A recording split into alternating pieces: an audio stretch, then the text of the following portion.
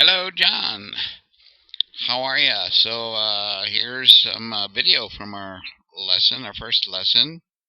Hopefully, first of a few. And um, sorry about the delay. As you know, I've been fighting some physical issues, but it put me behind a little. But I'm back in the swing of things here, so to speak. I'm sending you this video and give you some things to work on and to look at, and then we can get together whenever you like for to move on from here, and I'll show you where we're going to move to. If you're interested in continuing, I have to admit that this is you are an amazingly flexible person for your body type. I'm pretty amazed at how you move here. And I'm really looking forward to making some. I don't want to get too carried away in changes with you as I know you're trying to change some weight that you have, and maybe change your body shape, and so we want to be consistent with that.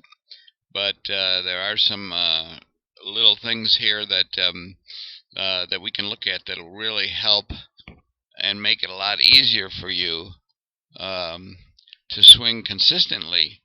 And consistency seems to be the issue, not power. Power, you have plenty of power, that's for sure, and you have plenty of flexibility. So let's see if we can analyze some of this about your swing and see what we can figure out. So this is the caddy view, the straight-on view. We call it the caddy view, and then this is the down-the-line view, or the view from behind, looking at the target. And those are the two views that I use for analysis. So I'm just going to play both of these in slow motion and let you see what your swing looks like. This is the swing that you were warming up with when I got there. And so here's what it looks like from the caddy view.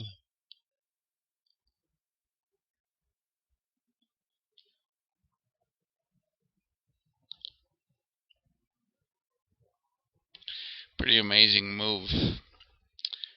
A lot of body movement there for a big guy.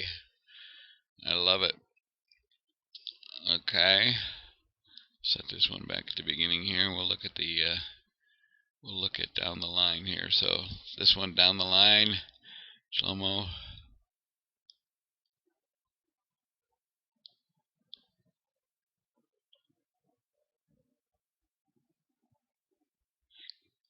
Great lower body movement. That was a great hit too. Great lower body movement there. So let's take a look at. I'll draw some lines here and some analysis to see how we might address some issues with the swing that are causing you to be not as consistent as you could be. Okay, so first of all, I'm going to put this little cage around you over here, so we can see how your head and body move during the swing. So we start out here, and you can see your head. This is the center. We call it this the center of the swing. The center of the swing is really the thorax, or the Adam's apple there, and but we sort of measure it with how the head moves. It's the easiest thing to think about. And I teach a centered swing, which means that everything revolves around that upper center point. Now there is a lower center too, which is basically your belly button, but that moves throughout the swing. So, but this one we want to keep steady. So, as you can see, as you start taking it back, you see how your shoulders turn, but then your shoulders stop turning and your arms keep turning a lot. So this angle in here gets steeper and steeper, and at some point you can't go any further. And if your shoulders stop turning, basically your whole body has to move back, as it does here. You see, the whole upper center has to move this way. If you stop turning and you're still bent over, in other words, if your stomach hasn't extended and this part on the right has not tilted, extended and tilted, then then you have to move off the ball. So we're going to work on that to begin with. You can see your head is higher, higher, and slightly back at the top of the swing, but not too bad. I love the straight right leg, the bent left leg. That's perfect. Your hips have turned nicely, about 30 degrees, maybe 25, 30 degrees, and your left arm is really straight. I love that. So there's a lot of things I love about it. This is your elbow way up here. I'll show you that from behind too, but I'm going to try and convince you to change that, because that's giving away a lot of power right there by raising that elbow way up. I know it probably makes you feel like you're turning more, but I'm going to talk to you about a few techniques that will try and change that and give you actually more power without having to lift that elbow way up. Because this is the way I teach is that I try and remove anything in the swing that's an extraneous movement that could cause chaos, and that chaos causes you to not be able to repeat the same move every single time.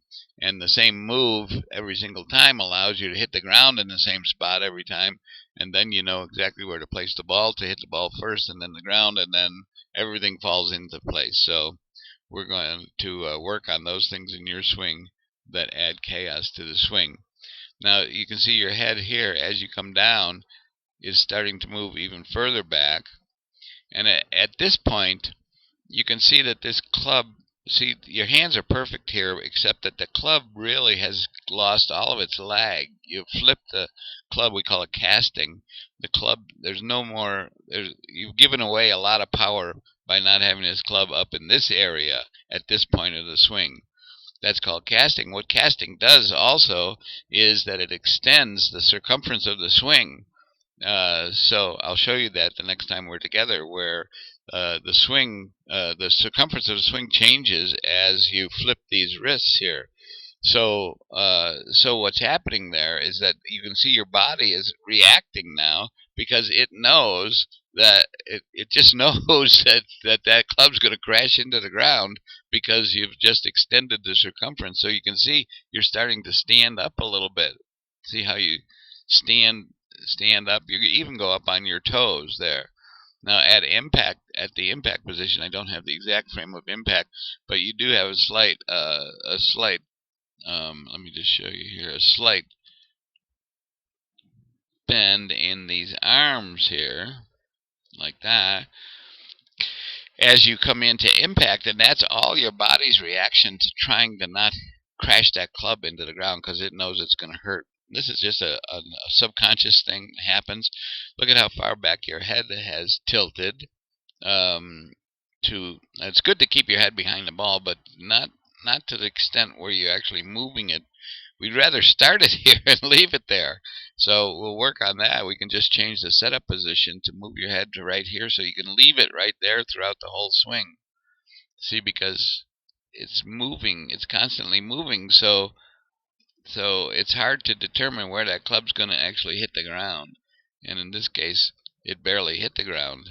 You stood up so far to keep the club from crashing into the ground. There's no divot at all there, you see.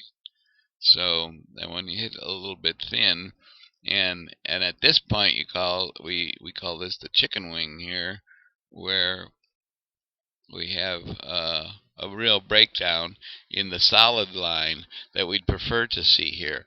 That's a real power loss there. So so we'll work on that, and we did work a little bit on it with the smash bag, and I'll show you the results of that. But other than that, amazing how you can keep your head. See, your head basically stays in the same position from about there through, and that's where we probably want to start your head there, so that you can keep it there throughout the whole swing. It'll make it a lot easier to get right back to the same spot. I'd rather do that, because the impact position looks good. I'll show you in the next picture. You really have a nice impact position, but your hands are all breaking down because of the fact that, look at, you're up on your toes here. You're afraid of the club hitting the ground, because you do have a tendency, as you mentioned, to hit things fat. I'll show you just real quickly here. Let me get rid of these lines and bring in this is another shot that we did of your swing, and Let me move this here, and I'll show you here now.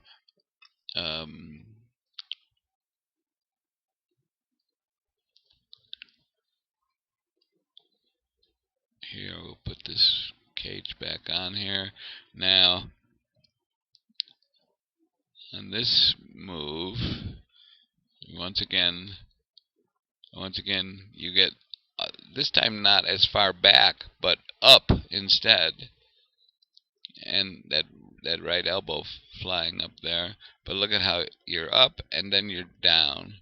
So this is all movement that is very difficult to repeat the same every time. This. So it's much better to make it so that you don't have to try and repeat the same move up and down like that every time by just leaving your head in the same spot. So we'll work on that. Once again, you tilt backwards. This is a little bit better in terms of lag, but at this point, look at this. I did catch the moment of impact here on this one, and this is pretty darn good. That's pretty darn good looking there. That moment of impact there. There's the ball right there. And but the problem is that crashed into the ground. So you went way up here and then way down. See how much your head is moving around. It's hard to determine where that club is going to hit the ground. And in this case, it does hit the ball first, which is great, but then a huge divot and the ball sort of rolls out straight. Your comment was, well, it went straight, but it was rolling. So so this tendency to lift up like that is all your body's reaction to not crashing the club into the ground. We're going to work on that. Okay, I'm going to bring that first picture back in so I can use it as comparison on later things here,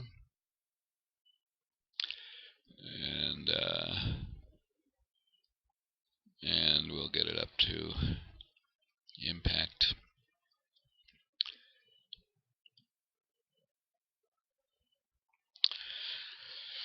All right, so now down the line, let's look down the line. So we draw a couple lines in here and down the line that we use for analysis. One of them goes straight up the club, and that usually goes right through your waist, which is about right here, right through the hands, right through the waist. And then the other one we draw goes from the same spot up through the middle of your shoulders here. And that gives you a area in which we like to see the hands and the club stay in that wedge throughout the swing. I'll also show you on here, it gives me a chance to show what the vertical movement of the head is by putting it in a box at address position here. So okay, now we'll play through this swing. The first thing I want you to notice is what you do with your hands right away.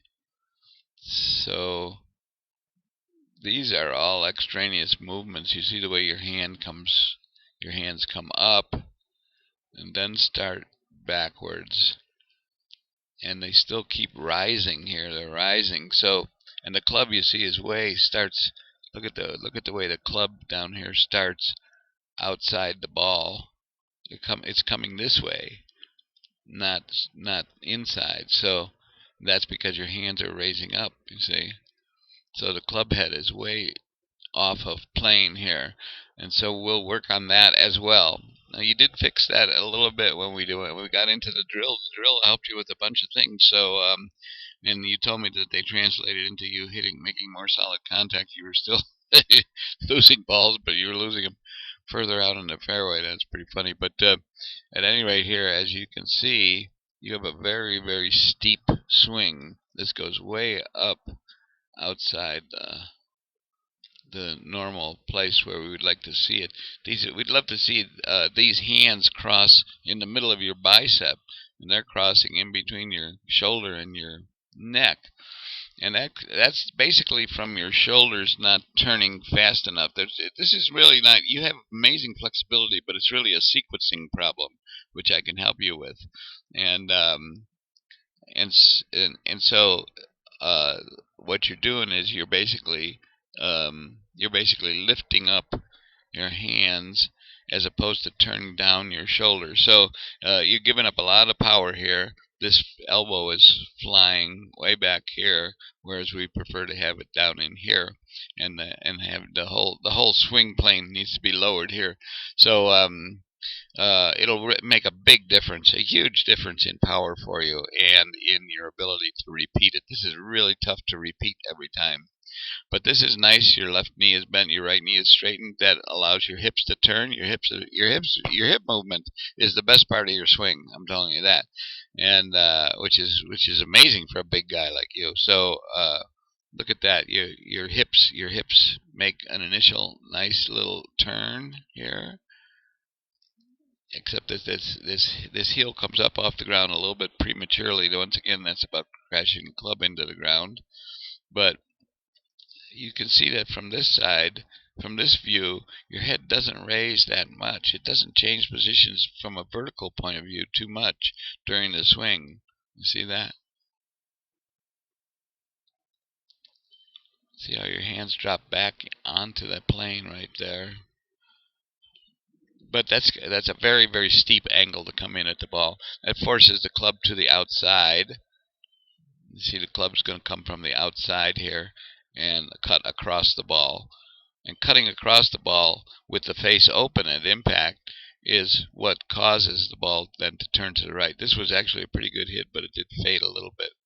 It was a pretty good hit, though. Look at that ball way out there. So this could hurt you in the long run too. I'd like to see you turn this foot a little bit more, actually, and flare that other foot out, because this looks really uncomfortable and painful right here to me. If you would turn that foot so it's facing the target, first of all, we'll get it so you're leaving it on the ground until after impact. When you're not afraid of crashing the club into the ground, it'll be easier to do, where you just roll onto the inside and then turn toward the target. So it's going to make it a little bit easier on your body, but overall, pretty darn good. Now, there were some. You could see that on this particular one, you take a huge divot, and but you do relatively stay in balance here. And I like that. You come swinging around your head here, and then you do stay in balance and stand up. Now, some of the better hits that you made, like for instance, I'll show you a different one here. Just bring this one in.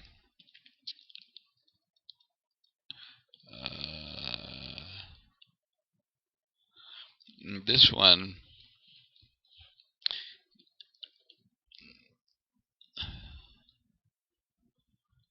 you stand way up, and then you can see how that club comes. See how it went from the outside in there, boom, like that. But the face is still open, so the ball starts a little bit to the right, and it does crash into the ground. Now, this was actually the best hit that you made. That's a beautiful hit, and but when you got to here, you fell over backwards. So that might be. We might also work on stopping that swing. First of all, this should come out a little bit lower. When it goes back lower, it'll come out lower too, and then you can just stop right there. You don't really have to go all the way up to there, where your body mass then moves to a center of gravity that causes you to fall a little bit backwards. But a lot of that has to do with, once again, this lifting up that you do to keep the club from crashing into the ground makes it difficult to balance. Okay, alrighty, and of course, it's very, like I say, it's very difficult to repeat this stuff too. Here's another one where just wanted to show you a few examples here of your shots.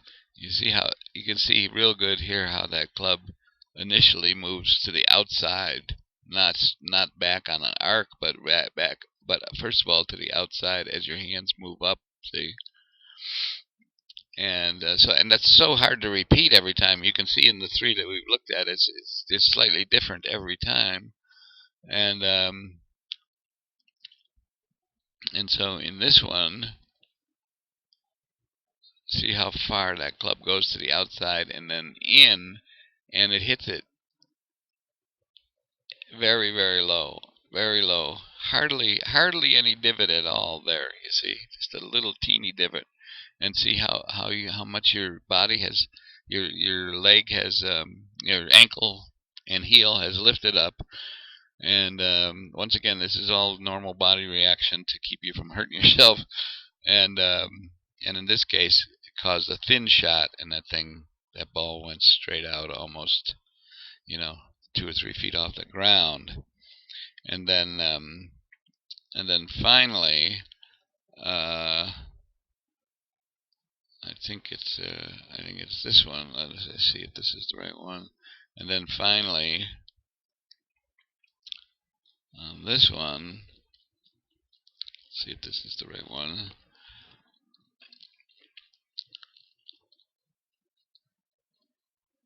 Yeah, on this one then, we're coming way to the outside first, even more there. See that?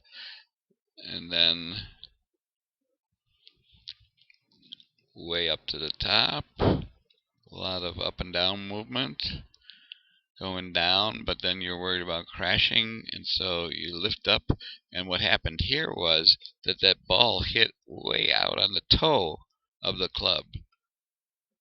So it just turned the club, basically. You can see that it turned the club open, and the ball shot off in this direction, like that. So there's 4 different shots that all are different, and therefore, and that's the issue with some of the moves that you have in your swing, and trying to repeat them the same every time. We're going to try and get to the point where you can repeat it exactly every time, and so you know where that club's going to hit the ground each time, and so you know where to position the ball, and it's going to make it much, much easier for you. Okay, and so we started with what we call the impact bag. And the drill, I showed you a small little drill that where you could just practice on the moment of impact. It's called the impact drill, and I hope you've been doing that one. It's where we take a very short swing and we concentrate on just hitting the ball. We concentrate on what it feels like at the moment of impact. And uh-oh, my computer is slowing down here. Hold on a second. There we go. You concentrate on what it feels like at the moment of impact. So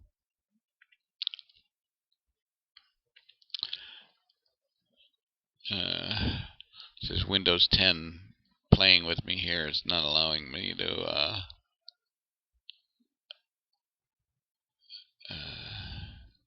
it'll come back here in just a second. Give me just a second. I'm so mad at Microsoft for upgrading me to Windows 10 without my permission, and just caused all type of havoc with my system that I use for this analysis. But it should come back here momentarily.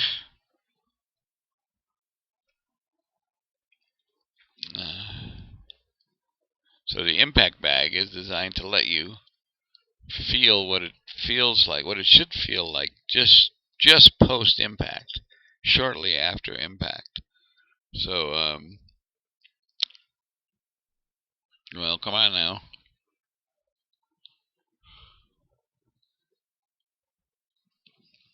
Come on.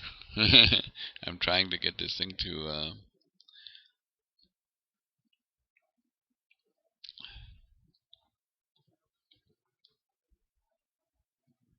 trying to get it to move, but well, there's a good sign.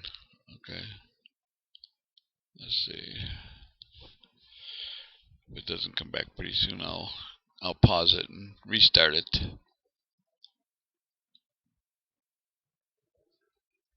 Okay, I'm gonna hit pause. I'll be right back. You won't know, but I'll hit pause, and we'll restart.